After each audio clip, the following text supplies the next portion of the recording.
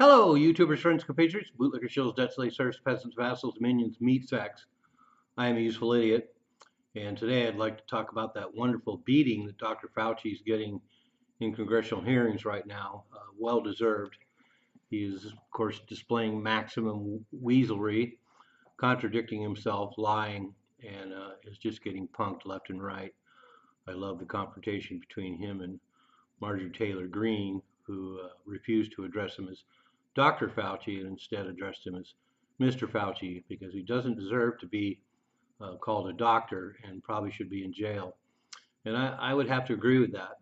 I'm planning to do a larger video on the whole pandemic or plandemic as it's called and the whole COVID phenomenon. But right now I just want to concentrate on this because it reveals a lot. First of all, there's a great outline of Fauci lies. Of course, he lied on the origin of COVID. He lied about the funding and the origin at Wuhan lab. He's lied about the masks. He's lied about herd immunity. He's lied about natural immunity. He's lied about transmission. He's lied about contraction of COVID. He's lied about the vaccines. He's lied about distancing. So he's lied about just about everything, and he continues to lie in Congress. And there's a lot of damning evidence that seems to be coming out. One is a tape about him talking about all citizens needing to be forced to take the vaccine, and the way to do that is to make their lives difficult. And of course, as we most of us recall during COVID, of course, there's a lot of problem with people keeping their jobs and going to school and things like that. So there's definitely a concerted effort to make lives difficult for people and to force them to get the vaccine. I myself was not going to get the vaccine, but I actually happened to be working at Fred Hutch Cancer Center here in Seattle in food service. I was there for 3 months. In order to keep that job, I had to have a proof of vaccine card. So I did get the first couple of jabs, and I suffered the results of it. I've had some health issues since then, including brain fog, which frankly is dissipated, or I wouldn't even be able to do these videos. And I've refused to get any boosters since then, and I'm very glad I have because it seems like a lot of the boosters continue to give people a lot of health problems. But in this tape that surfaced too, he said people need to, quote, lose their ideological bullshit, unquote, and then, quote, make it hard for people to live, unquote. So Dr. Fauci is not only a liar, but he's an evil liar. And then, of course, he denies all this, even though it's on tape.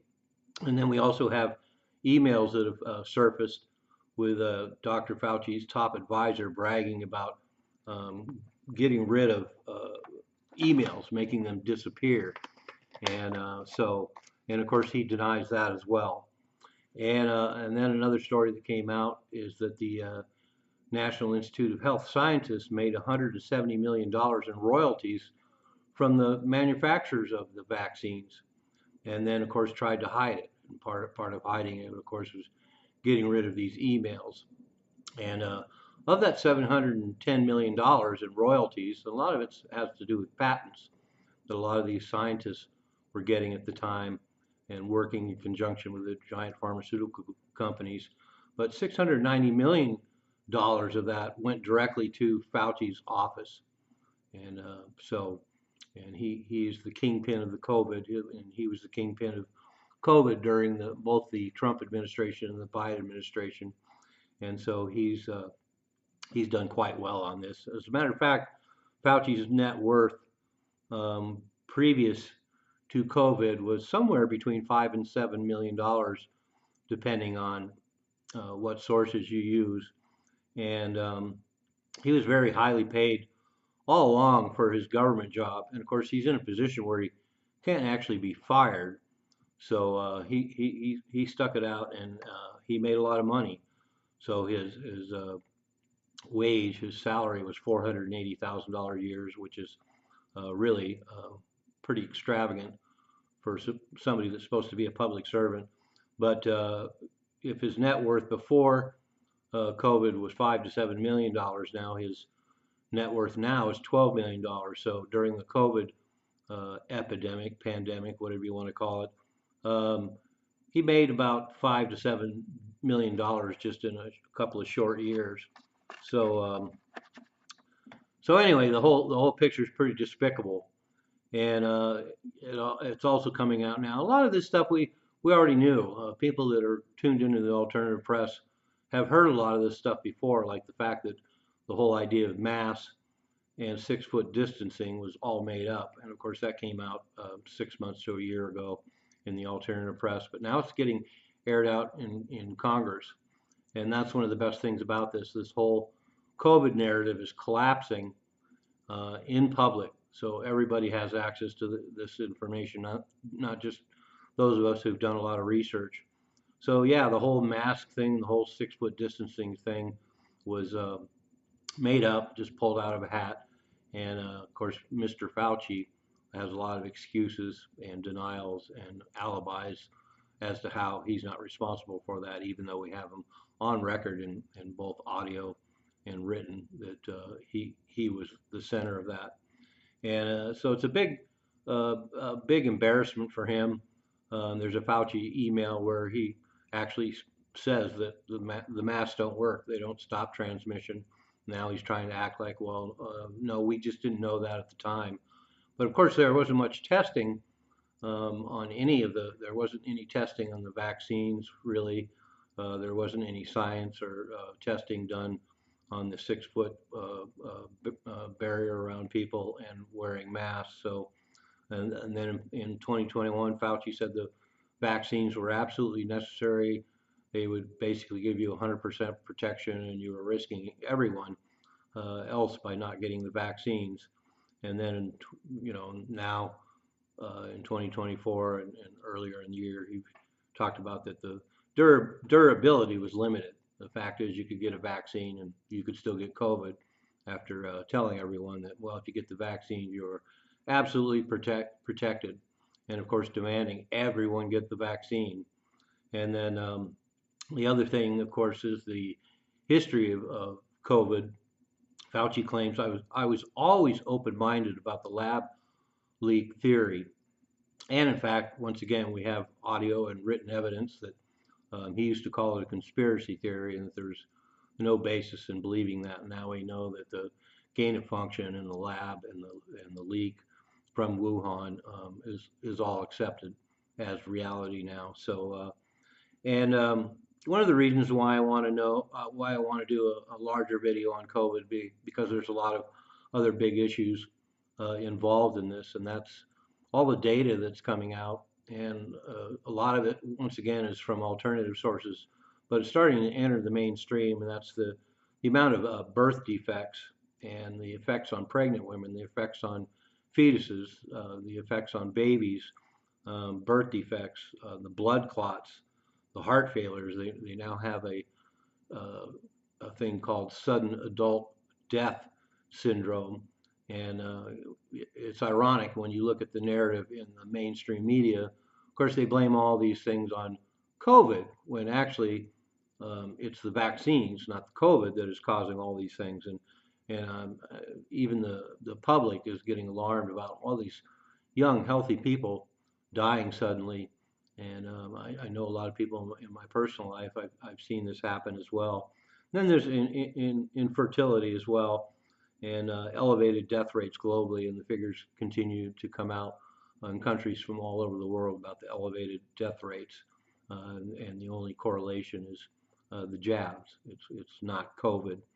And I also find it so diabolical. It's the only word for it, really. Well, there's a lot of words for it, but diabolical fits. The pharmaceutical companies, once people started having heart attacks, the same pharmaceutical companies like Pfizer started marketing drugs for the heart. So rather than make any admissions that maybe there's a connection between the jabs and all these sudden heart failures of people who are young and healthy, instead they just market another product to help them with it. So just amazing. And some of the evidence we know that pharmaceutical companies like Moderna and Pfizer, knew all along that something bad was probably going to happen. Two reasons. One, they wanted to keep all the data buried for 75 years, and there's been some legal actions about that. And then also the fact that they wanted total blanket immunity from prosecution for anything that might happen as a result of the vaccines. And so we're seeing that getting backstepped as well, and a lot of legal challenges. And there are some cases coming up that could end up being landmark cases of them getting prosecuted for these all these side effects and deaths as a result of the vaccine.